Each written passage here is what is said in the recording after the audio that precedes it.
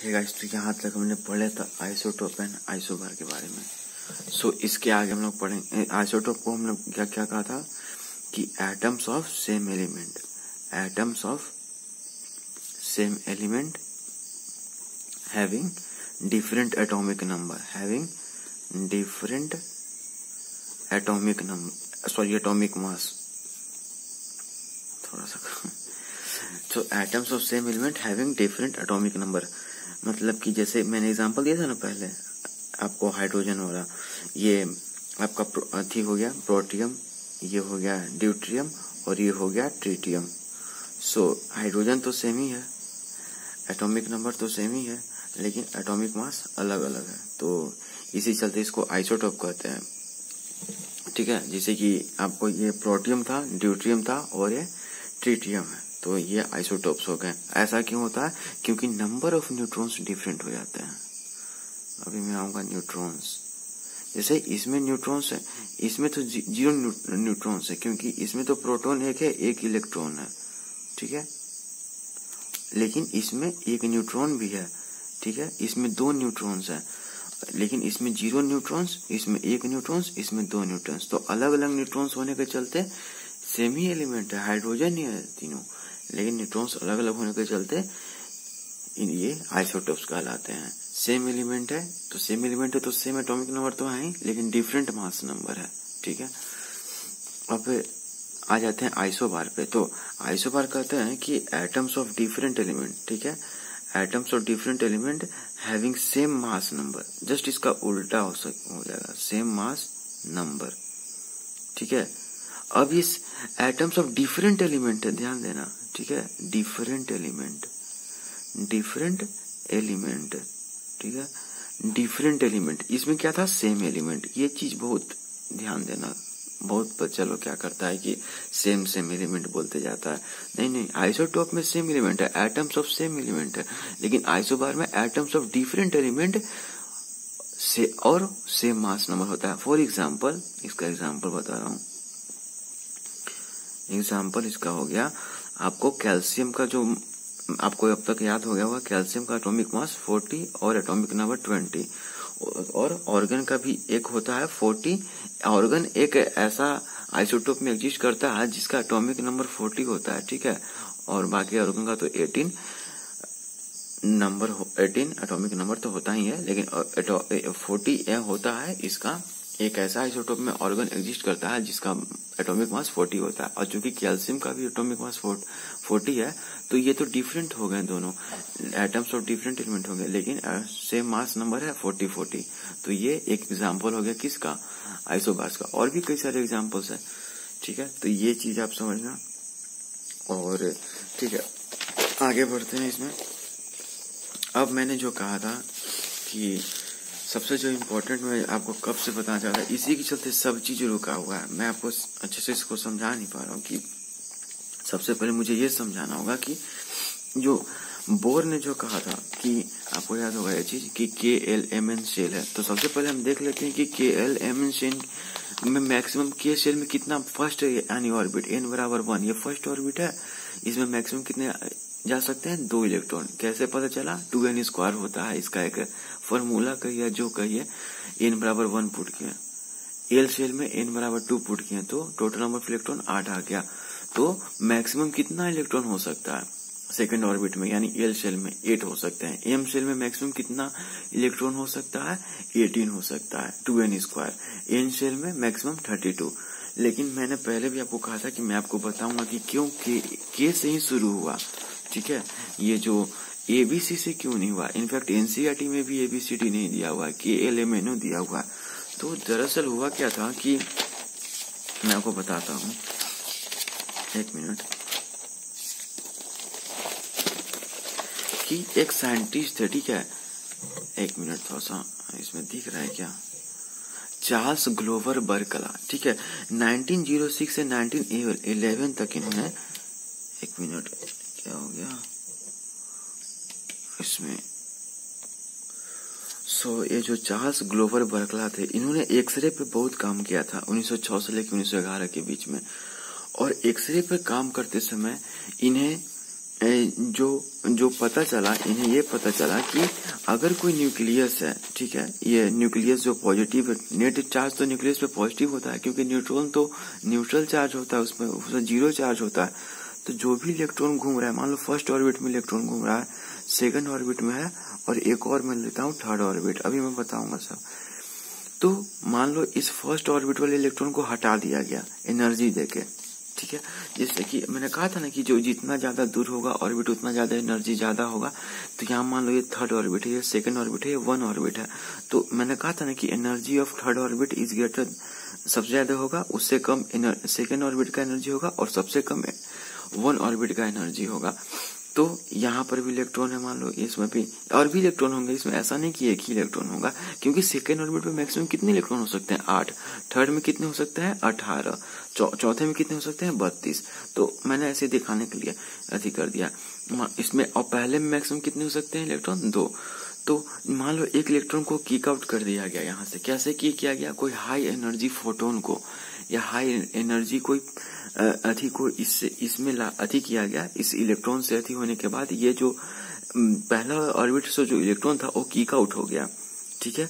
अगर उसको इतना एनर्जी मिल जाए, मान लो यहाँ पर जो एनर्जी है इस ऑर्बिट का, उतने एनर्जी इस इलेक्ट्रॉन को मिल जाए तो अपने आप किक आउट हो जाएगा। तो यहाँ पर एक जगह खाली हो जाएगा फर्स्ट ऑर्बिट में। तो इस जगह को भरने के लिए सेकंड ऑर्बिट से एक इलेक्ट्रॉन जंप करेगा, और आपको पता है कि सेकंड ऑर्बिट का एनर्जी ज्यादा है फर्स्ट ऑर्बिट से। तो इसका मतलब ये जो इलेक्ट्रॉन है ये क्या करेगा? एनर्जी लूज करेगा, ठीक है, क्योंकि फर्स्ट ऑर्बिट का एनर्जी कम है। तो जब भी सेकंड ऑर्बिट से इलेक्ट्रॉन जाएगा फर्स्ट ऑर्बिट में, तो एनर्जी वो लूज करेगा। यही एनर्जी यूवी के फॉर्म में h-nu, इसी एनर्जी को E बराबर h-nu, एक फोटोन रिलीज होगा और उसका एनर्जी कितना होगा? h-nu। h क्या है यहाँ? Planck constant. अभी 8 में तो नहीं पढ़ना है, प्लैंक्स कांस्टेंट, ठीक है। और न्यू क्या है? ये फ्रीक्वेंसी है, ठीक है। ये ई क्या है? वो एनर्जी, जितना जो एनर्जी रेडिएट हुआ, ठीक है। मैंने ये समझ रहे हो? तो इसी को के लाइन बोला गया, के लाइन। उसी तरह अगर सेकेंड ऑर्बिट में कोई जगह खाली होता है, कोई इलेक्ट्रॉन किक आउट हो जाता है, नॉकआउट हो जाता है, क्योंकि हाई एनर्जी किसी चीज का बम्बार्डमेंट किया गया, ठीक है, किसी न्यूट्रॉन का बम्बार्डमेंट किया गया, बम्बार्डमेंट किया गया, तो क्या होता है कि थर्ड ऑर्बिट से अगर कोई इलेक्ट्रॉन, मान लो ये इलेक्ट्रॉन थर्ड ऑर्बिट से सेकंड ऑर्बिट में आया, और चूंकि थर्ड ऑर्बिट का एनर्जी ज्यादा है सेकंड ऑर्बिट से, तो नेचुरली है कि ये इलेक्ट्रॉन यहाँ से आने तक एनर्जी लूज करेगा, यानी एनर्जी कुछ रेडिएट करेगा, क्योंकि इस एनर्जी, अगर इसी एनर्जी को लेकर ये इलेक्ट्रॉन यहाँ जाएगा तो ये नहीं रह पाएगा। अरे बात समझ में? क्योंकि हमने कहा था ना कि बोर ने कहा था कि स्टेशनरी ऑर्बिट में ही घूमते हैं, और जब इलेक्ट्रॉन इस स्टेशनरी ऑर्बिट में घूमते हैं तब तक कोई एनर्जी रेडिएट नहीं करते, लेकिन जब चेंज करते हैं तो एनर्जी रेडिएट करते हैं। अगर हाई से लो में जाते हैं तो एनर्जी रेडिएट करते हैं, और लो से हाई में जाते हैं तो बाहरी सोर्स से एनर्जी गेन करते हैं, ठीक है। तो 3 से 2 में गया तो यहाँ पर जो लाइन मिलता है, यहाँ पर भी कुछ एनर्जी मिलेगा। मान लो E' बराबर h-nu', क्योंकि यहाँ पर फ्रीक्वेंसी कुछ अलग होगा ना, इसलिए सेम हम नहीं लेंगे। तो यहाँ पर इसको क्या मिला? एल लाइन मिला, ठीक है। इसी को एल लाइन बोला। किसने बोला? ये चीज आपको समझ में आ रहा है? चार्ल्स ग्रोवर बर्कला। तो उसी समय, उसी दौरान, तो आपको याद है ना 1913 में बोर्स ने अपना एटॉमिक मॉडल दिया था, ठीक है। तो उसी चीज को ले लिया गया सीधे बोर मॉडल में। हालांकि बोर ने कभी इस चीज का यूज नहीं किया अपने में, लेकिन अगर हम चार्ल्स बर्कला को थोड़ा पढ़ें तो उन्होंने लिखा था कि the letters K and L are however preferable, as it is highly preferable that series of radiations both more observable and more penetrating exist। मतलब और रेडिएशन हो सकते हैं, ये केवल के लाइन है, एल लाइन नहीं हो सकता है इससे भी हमें कम एनर्जी का देखने को मिले, के लाइन से भी कम एनर्जी का, समझ में आ रहा है? ये इससे भी कम एनर्जी का कुछ ऐसा रेडिएशन देखने को मिले, या E' से भी ज्यादा देखने को मिले। तो उन्होंने के से शुरू किया। हाँ, ये रैंडम था, बीच से कहीं शुरू करना ही था। वो एल से भी शुरू कर सकते थे, एम से भी शुरू कर सकते थे, लेकिन ए से शुरू नहीं कर सकते थे, क्योंकि ए से शुरू होता तो संभावना ही नहीं थी पीछे जाने की। अरे बात समझ में? और अगर जेड तक चल जाते तो ये भी सही नहीं था, अगर अंतिम जेड रखते तो संभावना नहीं थी आगे जाने की। आ रही बात समझ में? इसलिए उन्होंने के से शुरू किया। हालांकि मैंने कहा कि एल एम से भी शुरू कर सकते हैं, बाकी कहीं से भी बीच से शुरू कर सकते हैं, ताकि एक फ्यूचर में अगर एक्सपेंशन हो, पता चले कि अच्छा इससे भी कम रेडिएशन पाया जा सकता है या एल से भी ज्यादा रेडिएशन पाया जा सकता है, तो इसीलिए के एल एम एन ओ रखा गया और सीधे सीधे इसको नील बोर में रखा गया। बाकी आप इसको स्क्रीनशॉट ले लेना पक्का, ठीक है। ये जो लिखा गया, ये मैंने एक यूनिवर्सिटी के एक प्रोफेसर ने, जब उनके पास सवाल आया कि क्यों के से ही शुरू होता है, तो ये चीज बहुत मेन है। मैंने पूरा पढ़ा था लेकिन ये लाइन मेन था उसमें, तो ये लिख लेना कि the letter K and L are however preferable as it is highly preferable that series of radiation both more observable and more penetrating exist। more penetrating मतलब more power का, more observable exist हो सकता है, ऐसा exist कर सकता है। इसलिए फ्यूचर में उसके एक्सपेंशन की संभावना को ध्यान में रखते हुए के एल से शुरू किया गया, ठीक है। हालांकि एम से भी शुरू कर सकते हैं क्योंकि, लेकिन बीच से होना चाहिए था, ठीक है। तो के अपना रैंडम उन्होंने चुन लिया था। अरे बात समझ में? सो आई थिंक ये बहुत इंपॉर्टेंट क्वेश्चन था। स्कूल में बहुत कम लोग इसको, क्लास में ये चीज डिस्कस होती है, ठीक है। हालांकि आप लोग इसको जरूर ध्यान देना। अब आते हैं हम लोग अपने इलेक्ट्रॉनिक कॉन्फ़िगरेशन पे, क्योंकि मैं चाहता हूँ कि इसको आप अच्छे से समझो, ठीक है। अब मैंने हाईएस्ट और लोएस्ट सब चीज करवा दिया इसमें, लेकिन अब आते हैं स्ट्रक्चर ऑफ एटम कैसे, एक जनरल रिप्रेजेंटेशन। आगे तो और भी चीज पढ़ना है, आगे तो आप पढ़ोगे कि ऑर्बिट के अंदर भी ऑर्बिटल्स होते हैं जो कि स्क्रॉडिंजर वेव इक्वेशन के द्वारा आते हैं, लेकिन उतना मैं नहीं जाऊंगा अभी जैसे कि कार्बन के बारे में। कार्बन, अब मुझे उम्मीद है कि आप लोग अब तक याद कर लिए होंगे 1 to 30 atomic number, atomic mass of electronic configuration. अब कार्बन का क्या होता है, कार्बन में का एटॉमिक नंबर आपको पता है ना कि एटॉमिक नंबर को किससे डिनोट करते हैं, 6 से, और कार्बन का एटॉमिक जो मास होता है कितना है, 12 होता है। तो मैंने कहा था ना कि एटॉमिक नंबर के बराबर ही प्रोटॉन होते हैं, तो कार्बन में प्रोटॉन कितना हो गया, 6 हो गया। और कार्बन अभी न्यूट्रल लिए हैं, तो इसमें इलेक्ट्रॉन भी कितना होगा, 6 ही होगा, तभी ना न्यूट्रल हो जाएगा, जितना प्लस उतना माइनस चार्ज। और मैंने कहा था ना कि प्रोटॉन प्लस न्यूट्रॉन ही एटॉमिक मास होते हैं, तो प्रोटॉन 6 है प्लस न्यूट्रॉन हमको निकालना, एटॉमिक मास 12 है, तो न्यूट्रॉन भी कितना हो जाएगा, 6 हो जाएगा। तो प्रोटॉन 6 है, इलेक्ट्रॉन 6 है, न्यूट्रॉन 6 है। तो कार्बन को अगर बनाना होगा तो कैसे बनाएंगे, इसके न्यूक्लियस के अंदर 6 प्रोटॉन होगा, 6 न्यूट्रॉन होगा, और कार्बन का इलेक्ट्रॉनिक कॉन्फ़िगरेशन कितना होगा, 2 और 4। क्यों, पहला ऑर्बिट में पूरा फुल हो जाएगा 2। अब आगे बढ़ेंगे तो दूसरा ऑर्बिट में मैक्सिमम 8 इलेक्ट्रॉन हो सकते हैं, लेकिन हम 4 ही तक जाएंगे, क्योंकि 2 और 4 ही तो है इसका। इसके अंदर जो प्रोटॉन है वो 6 ही है ना, जो इलेक्ट्रॉन है वो 6 ही है, तो 2 और 4 6। तो इसमें हम लोग 2 इलेक्ट्रॉन बनाएंगे, एक इलेक्ट्रॉन अपना 2 इलेक्ट्रॉन यहाँ, और दूसरे ऑर्बिट में 4 इलेक्ट्रॉन बनाएंगे, ठीक है। थोड़ा ऑर्बिट थोड़ा गड़बड़ है क्योंकि आप देख रहे हो ना, तो लेकिन फिर भी चलो 1 2 3 4 ये हो गया कार्बन का ज्योमेट्रिकल रिप्रेजेंटेशन स्ट्रक्चर। ओके, ये समझ में आ रही है बात, कार्बन का क्या हो गया, ज्योमेट्रिकल रिप्रेजेंटेशन। आ रही बात समझ में। एल्युमिनियम का ले लो आप, ठीक है। एल्युमिनियम, मुझे पता है इसमें जगह नहीं है। एल्युमिनियम का एटॉमिक नंबर कितना होता है, एटॉमिक नंबर को जस्ट डिनोट करते हैं 13 होता है एल्युमिनियम का, और एल्युमिनियम का एटॉमिक मास कितना होता है, 27 होता है। तो प्रोटॉन कितने हो जाएंगे इसमें, 13 हो जाएंगे। इलेक्ट्रॉन कितने हो जाएंगे, 13 हो जाएंगे। और प्रोटॉन प्लस न्यूट्रॉन को ही क्या कहते हैं, एटॉमिक मास कहते हैं, यानी ए। तो ए का वैल्यू 27 है, प्रोटॉन कितना है इसमें, 13 plus neutron is equal to 27। तो न्यूट्रॉन कितने हो गए, 14 हो गए, ठीक है। तो एल्युमिनियम, अब एल्युमिनियम का बनाने जाएंगे, यहाँ तो जगह ही नहीं है, खैर मैं यहाँ बना देता हूँ। तो यहाँ पर अब हम एल्युमिनियम को बनाने जाएंगे, तो इसमें आपका कितना थे, 13 प्रोटॉन थे और 14 न्यूट्रॉन थे, और ये एक न्यूक्लियस है। अब इसके अंदर ये आपका एक ऑर्बिट हो गया, दूसरा ऑर्बिट हो गया, और एक तीसरा ऑर्बिट हो गया, ठीक है। और चूंकि एल्युमिनियम का कितना 13 मैंने कहा था, तो पहला ऑर्बिट पूरा भर जाएगा 2, दूसरा ऑर्बिट 8 भी भर जाएगा, और मैक्सिमम 8 ही हो सकता है दूसरे ऑर्बिट में। और उसके बाद कितना बचा, 8 हो तो 10, लेकिन इलेक्ट्रॉन तो 13 है एल्युमिनियम में, तो बाकी 3 तीसरा ऑर्बिट हो जाएगा। तीसरा ऑर्बिट मैक्सिमम 18 हो सकते हैं, तो 3 ले दिए। तो पहले में 2 इलेक्ट्रॉन, ठीक है, यहाँ इलेक्ट्रॉन ले ली तो कोई दिक्कत नहीं है। दूसरे में 8 इलेक्ट्रॉन, 2 3 4 5 6 7 8, और तीसरे में 3 इलेक्ट्रॉन, 1 2 3, ये हो गया एल्युमिनियम। न्यूक्लियस के अंदर 13 प्रोटॉन प्लस 14 न्यूट्रॉन्स है और बाकी इसके बाहर 3 ऑर्बिट्स हैं, जिसमें कि पहले ऑर्बिट में 2 इलेक्ट्रॉन, दूसरे में 8 इलेक्ट्रॉन और तीसरे में 3 इलेक्ट्रॉन। ठीक है, 2 8 10 और 3 13। आ रही बात समझ में? तो ये एल्युमिनियम का ज्योमेट्रिकल रिप्रेजेंटेशन हो गया। ये बहुत ही सिंपल सा था। ठीक है, तो एल्युमिनियम का सिंबल क्या होता है? Al होता है। तो ये चीज मैं बोलना चाहता था। और आते हैं अब जल्दी हम अपने थोड़ा सा वैलेंस और वैलेंस इलेक्ट्रॉन पे आ जाते हैं। तो वैलेंस शेल क्या होता है? Outer most shell of an element is called valence, is called a valence shell of an atom. जैसे कि यहाँ कार्बन के टर्म्स में आउटर मोस्ट शेल कौन सा है? ये है, ये न्यूक्लियस था, ये फर्स्ट ऑर्बिट सेकंड, तो इसी को वैलेंस शेल कहेंगे। आ रही बात समझ में? ये सेकंड ऑर्बिट इसका वैलेंस शेल हो गया। Outer most shell of an element is the valence shell, is the outer most shell of an atom. ठीक है, आ रही बात समझ में? चाहे फिर एल्युमिनियम में देख लो, आप एल्युमिनियम का देख लो। एल्युमिनियम में क्या था?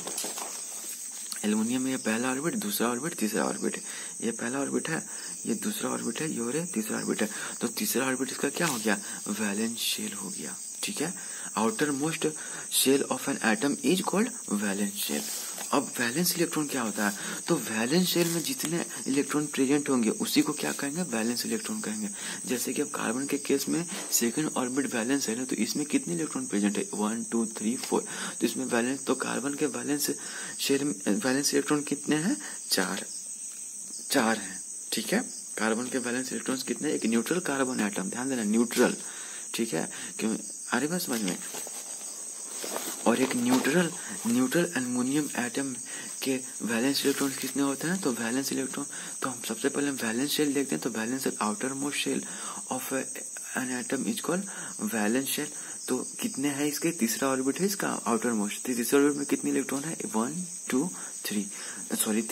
तो इसका वैलेंस इलेक्ट्रॉन्स कितने हो गए? 3 हो गए एल्युमिनियम के।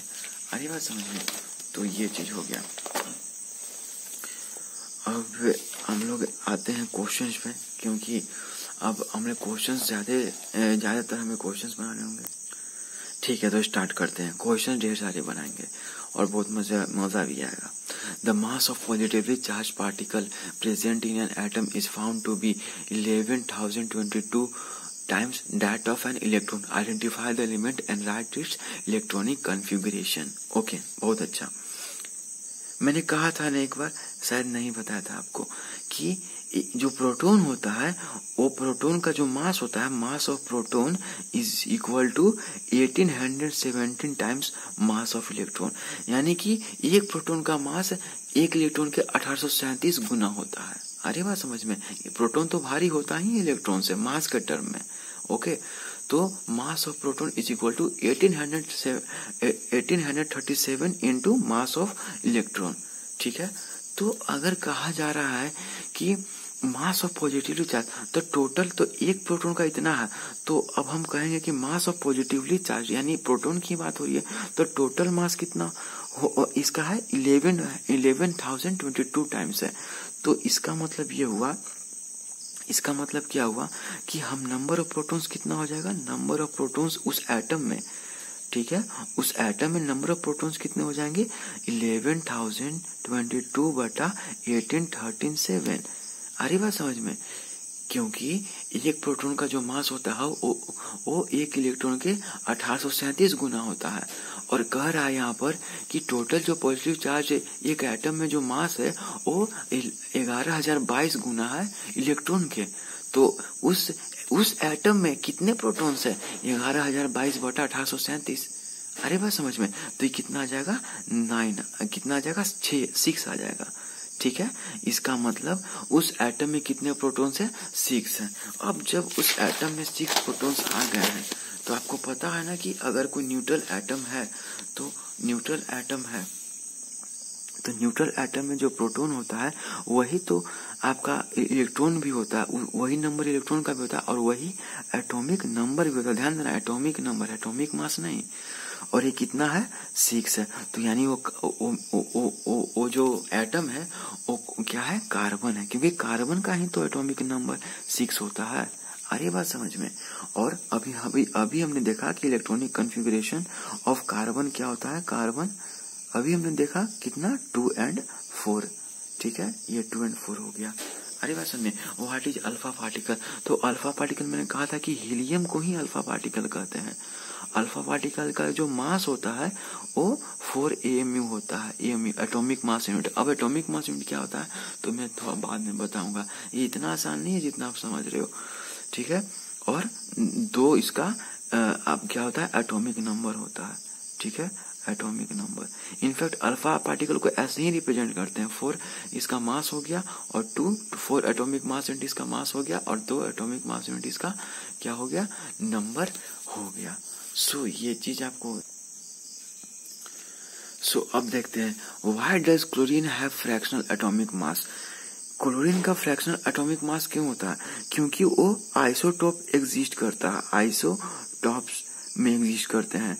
जैसे कि क्लोरीन के बारे में अगर हमको और जानना हो तो क्लोरीन तो एक, जिससे कि क्लोरीन का एटॉमिक नंबर कितना होता है 17 होता है और उसका एटॉमिक मास ऐसे तो ओरिजिनल एटॉमिक मास 35.5 होता है। तो इसीलिए तो पूछा है कि फ्रैक्शनल क्यों होता है, क्योंकि क्लोरीन 2 आइसोटोप में एग्जिस्ट करता है। एक तो 1735 क्लोरीन हो गया और एक आप बताओगे मुझे कि और दूसरा आइसोटोप कौन सा है क्लोरीन का जिसमें एग्जिस्ट करता है, तभी तो फ्रैक्शनल एटॉमिक मास इसका आ रहा है क्लोरीन का। अरे बात समझ में, क्लोरीन का फ्रैक्शनल एटॉमिक मास क्यों आ रहा है, इसी चलते आ रहा है।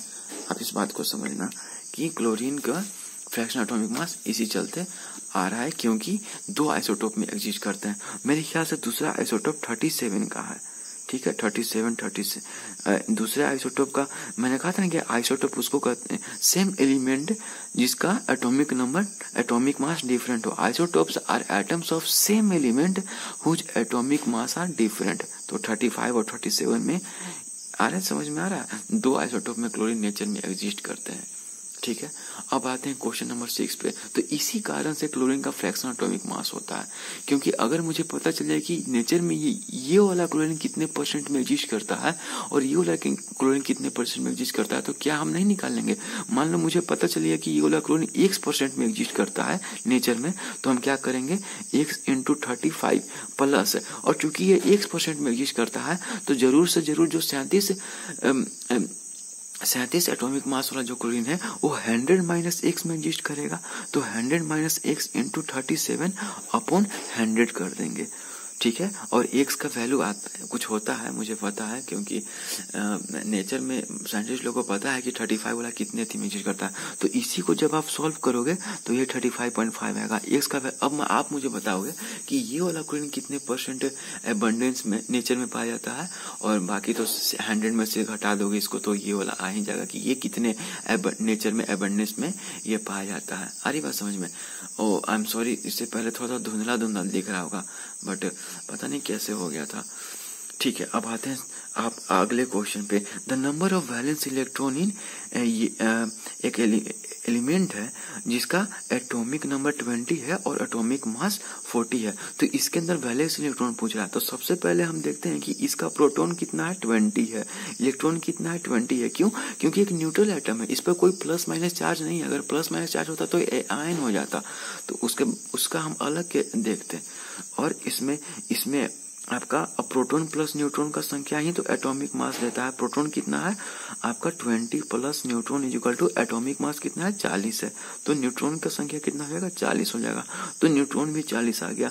अब इलेक्ट्रॉन 20 है गाइस, तो इलेक्ट्रॉन 20 है तो हम इसका क्या लिख सकते हैं इलेक्ट्रॉनिक कॉन्फ़िगरेशन कैसे। पहले ऑर्बिट में 2, दूसरे ऑर्बिट में 8, अब ये हो गया 2 8। दूसरे ऑर्बिट में कितना लिखेंगे 10 लिखेंगे, ठीक है। अरे बात समझ में। तो 2 8 10 और 10 10 20 गलत। ये इलेक्ट्रॉनिक कॉन्फ़िगरेशन इसका नहीं होगा। इसका इलेक्ट्रॉनिक कॉन्फ़िगरेशन 2 8 8 2 होगा। दरअसल ये जो अब तक तो आपको पता चल ही गया होगा कि ये जो एलिमेंट है ये कोई और नहीं बल्कि कैल्शियम है, क्योंकि कैल्शियम का ही एटॉमिक नंबर 20 होता है। आ रही बात समझ में। और ये इलेक्ट्रॉनिक कॉन्फ़िगरेशन इसका क्यों होता है, क्यों नहीं ये होता है, क्योंकि आपने अभी तो पढ़ाया कि तीसरे ऑर्बिट में मैक्सिमम 18 इलेक्ट्रॉन हो सकते हैं, फिर क्यों इसमें 8 ही भर के चौथे ऑर्बिट में जा रहे हो। तो जैसे मैं बताऊंगा आपको थोड़ा देर बाद, क्योंकि ये बहुत ही अच्छा क्वेश्चन है, बहुत लोग इसको स्किप कर जाते हैं, लेकिन मैं आपको बताऊंगा, जरूर बताऊंगा, प्लीज मैं आपको अंत में बताऊंगा, ठीक है। तो अब कैल्शियम हो गया, तो इसके अंतिम में जो वैलेंस है इसमें कैसे होगा, इसमें न्यूक्लियस होगा, न्यूक्लियस में कितने होंगे, 20 प्रोटॉन 20 न्यूट्रॉन, और बाकी 4 ऑर्बिट, 1 2 3 और 4, 3 नहीं 4 ऑर्बिट, और चौथे ऑर्बिट में कितने इलेक्ट्रॉन है, 2। तो इसका जो नंबर ऑफ वैलेंस इलेक्ट्रॉन हो गया वो कितना होगा, 2, डी ऑप्शन। अरे बात समझे, वैसे भी 10 है ही नहीं ऑप्शन में, देखो तो कोई 10 सोचेगा भी तो 10 नहीं है, तो उसको समझ में आ रहा है। ये मैंने अभी तक नहीं बताया क्यों होता है, मैं अभी जल्द ही आपको आगे बताऊंगा। ओके गाइस, सो अब नेक्स्ट सेशन में, जो कि 25 मिनट का वीडियो होता जा रहा है, तो मैं क्या करूंगा कि अगले वीडियो में पूरा क्वेश्चंस बनाएंगे, बहुत सारा क्वेश्चंस बनाएंगे, बहुत सारे चीज देखेंगे। So thank you so much guys for watching this, thank you so much. अगर चैनल अच्छा लगा तो जाके चेकआउट करो सारे प्लेलिस्ट को। मैंने काइनेमेटिक्स, डायनामिक्स, फिजिक्स में और हाइड्रोस्टैटिक्स, मैथ्स में एलसीएम एचसीएफ बनाया, और एक केमिस्ट्री में भी पहला चैप्टर चल रहा है, तो सबको देखो। और अच्छा लगा वीडियो तो लाइक करो, चैनल को सब्सक्राइब करो, शेयर करो। Thank you so much guys for watching this.